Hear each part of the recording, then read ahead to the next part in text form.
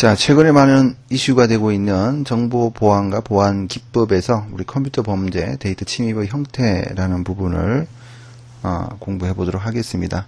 자, 지금 여기에서는 이제 나오는 단어의 의미와 뜻을 좀 잘 파악을 하고, 또 그렇게 해야 우리가 이제 문제의 보기로 나올 때 이 부분을 해결을 할 수가 있거든요. 그래서 한번 자세하게 한번 읽어보도록 하겠습니다. 자, 가로막기라는 것은 시스템 일부를 파괴하여 정보의 전달을 가로막는 행위. 예. 그러니까 정보의 전달, 흐름을 막는 것이죠. 그래서 가로막기. 자, 가로채기. 가로챈다는 것은 도중에 라는 말이 꼭 들어가야 되겠죠. 도중에 몰래 보거나 도청하는 행위. 가로채기. 변조, 뭔가 바꾼다는 거죠. 그래서 바꾼다는 말이 나와야 됩니다. 인가받지 않은 자가 시스템 자원에 접근해서 자료를 다른 내용으로 바꾸는 것. 인가받은 사람이 바꾸는 것은 범죄 행위가 아니죠. 자, 그 다음 위조. 위조는 뭔가 속인다는 거죠. 인가받지 않은 자가 시스템에 틀린 정보를 정확한 정보인 것처럼 속여서 기록하는 것. 속여. 이런 말이 꼭 들어가야 됩니다. 자, 워 드라이빙. 요즘 이제 무선으로, 집에 웬만하면 다 무선 공유기라는 것 있죠? 그게 다 설치가 되어 있잖아요. 그죠? 무선 공유기를 설치할 때, 보안 설정이라든지 또 무선 공유기 설정 화면에 들어갈 때 비밀번호 설정이라든지, 이런 좀 기본적인 보안 사항을 이수하지 않은 분들이 아직도 많이 계시죠? 그래서 뭐 옆집에 무선 인터넷 공유기를 통해서 인터넷을 한다든지 그런 경우가 아직도 왕왕 있습니다. 그래서 워드라이빙은 바로 차량으로 이동하면서 타인의 무선 구내 정보 통신망에 무단으로 접속하는 행위를 얘기를 하는 겁니다. 그래서 워드라이빙 이런 단어들이 있다. 자, 그 다음에 이제 이런 컴퓨터 범죄를 저지를 때 이런 보안 위협의 구체적인 형태가 어떻게 되느냐. 역시 용어와 그 용어의 뜻을 같이 알아두는 것이죠. 자, 우선 해킹이라는 것 굉장히 많이 듣는 시사적인 용어죠. 그래서 고의로 다른 컴퓨터 시스템에 침투해서 자료를 파괴 또는 변조하거나 불법적으로 자료를 가져가는 행위. 자, 많이 듣는 말입니다. 자, 트로이 목마. 트로이 목마는 우리가 또 잘 알고 있는 이야기죠. 그 이야기대로입니다. 그죠? 정상적인 프로그램에 숨어 있다가 해당 프로그램이 동작할 때 활성화되어서 잘못된 동작을 유도하거나 정보를 유출시키는 행위. 이것과 분산 서비스 거부 공격. 많이 들었죠? 디도스라는 공격. 디도스. 굉장히 연관이 있죠. 분산 서비스 거부 공격, 디도스라는 것이 자, 여러 개의 공격용 프로그램을 분산 설치한 후 어떻게 분산 설치했겠어요? 트로이 목마 같은 프로그램을 이용해서 여러 대의 PC에 감염시켜서 이것이 이제 트로이 목마에 감염된 PC들이죠. 얘가 한 서버를 공격하도록 이렇게 잘못을 유도하도록 만드는 것이죠. 자, 그것이 바로 디도스 공격입니다. 그래서 표적 시스템을 집중 공격해서 표적 시스템 성능을 저하시키고 시스템을 마비시키는 행위다. 자, 백도어는 뒷문이죠. 뒷문, 트랩도어. 정상적인 절차 밟지 않고 시스템에 침입할 수 있는 경로로 해커의 침입 경로로도 사용이 된다. 백도어. 자, 스푸핑. 스푸핑이라는 것은 승인받은 사용자인 것처럼 위장을 해서 시스템에 접근하거나 네트워크상의 허가된 주소인 것처럼 가장하는 행위를 얘기를 합니다. 자, 스니핑은 통신선상에 전송되고 있는 정보를 엿보다가 필요한 정보를 가로채기는 행위. 예, 가로채는 행위. 피싱이라는 것은 금융기관 등으로부터 개인정보를 불법적으로 빼내서 이를 이용하는 행위. 굉장히 범법적인 행위죠. 자, 키로그. 키 입력 내용을 기록하는 프로그램을 이용해서 아이디나 비밀번호 등을 우리가 이렇게 아이디나 비밀번호를 키보드로 입력하면 이 정보를 그대로 빼가는 거죠. 키로그라는 프로그램을 통해서 불법적으로 빼내서 이를 이용하는 행위를 얘기를 합니다. 자, 이런 용어들이 있다는 것을 잘 알아두셔야 되고요.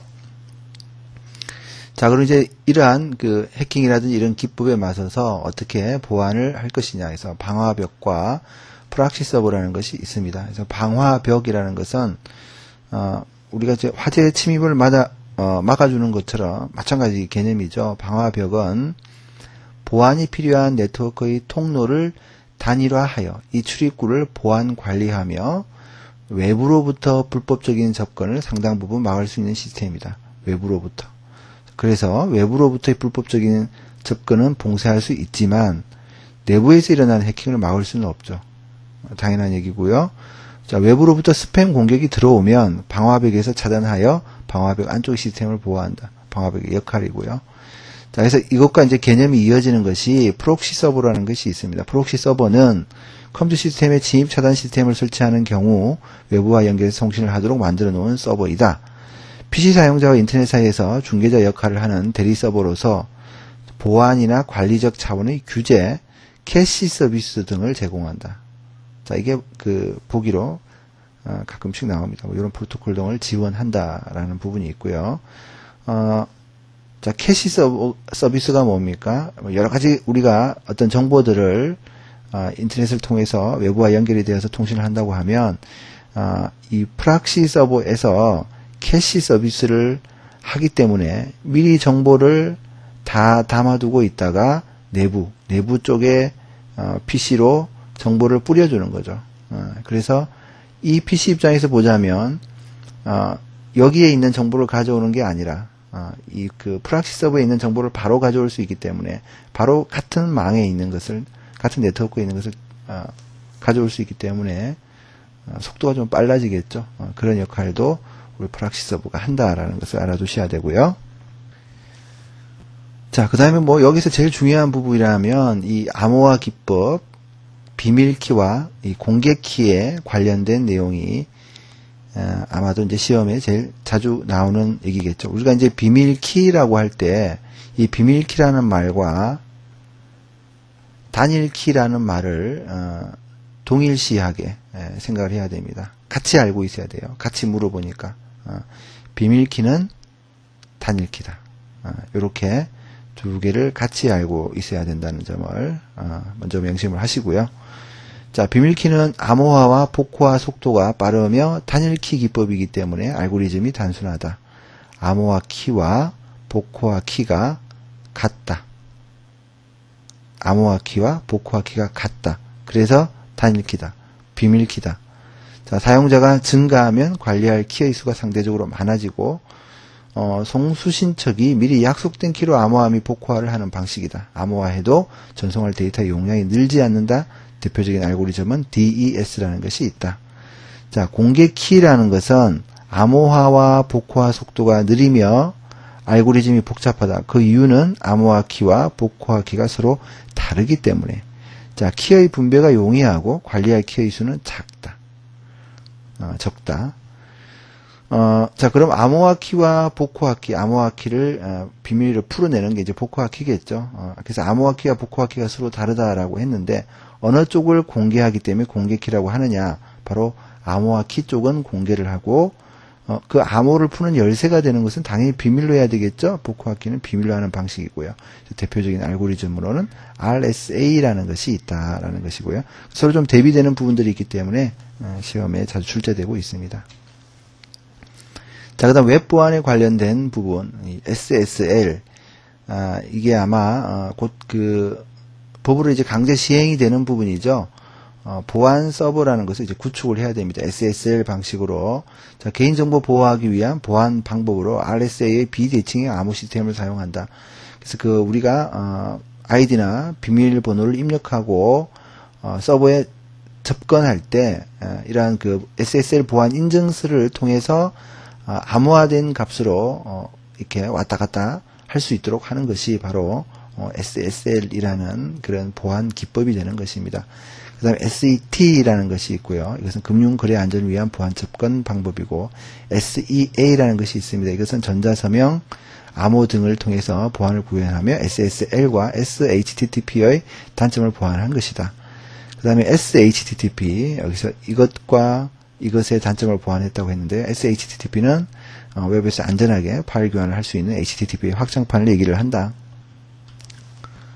자, 그 다음에 계속해서 컴퓨터 바이러스의 증상과 감염 경로.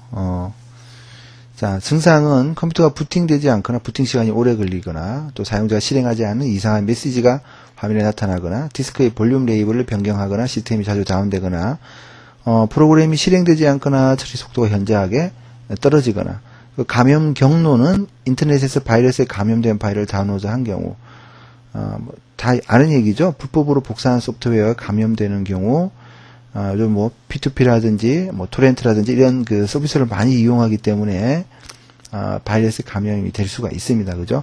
공유 네트워크에 감염된 사용자가 접속해서 파일을 전송하는 경우, 감염된 전자우편 첨부 파일 열어보는 경우, 외부 디스크를 불특정 다수와 함께 사용하는 경우, 이런 것들이 해당이 되겠죠. 자, 그럼 우리가 예방하거나 또 혹은 이 바이러스를 치료하려면은 이 백신이라는 프로그램을 다 이용하시면 되죠. 그 다음에 더 중요한 것은 운영체제를 항상 최신 버전으로 보안에 안정한 버전으로 유지를 하셔야 된다. 자, 그러기 위해서는 정품을 사용해야 되겠죠. 정품을 사용해서 그런 것들 유지할 때 우리가 보안에서 좀 더 안전하다. 그런 것을 명심해야 될 것 같습니다.